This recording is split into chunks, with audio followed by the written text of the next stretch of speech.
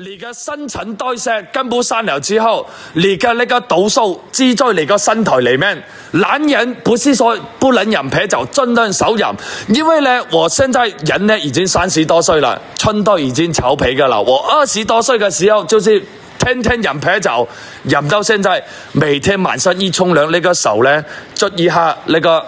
要洗乾淨噶嘛，一捽下去，哇，春代越來一天比一天調皮。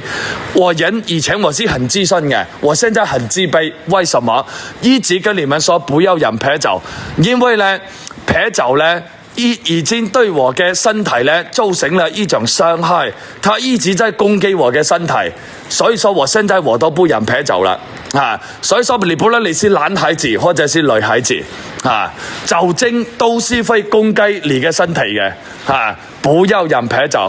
你相信我啦，你喜歡飲飲料嘅飲汽水嘅話呢，你來我這裏飲這些港版嘅可樂，可以嗎？真㗎，不是跟你開玩笑嘅，你男人老狗飲得都調皮㗎，各位家人們。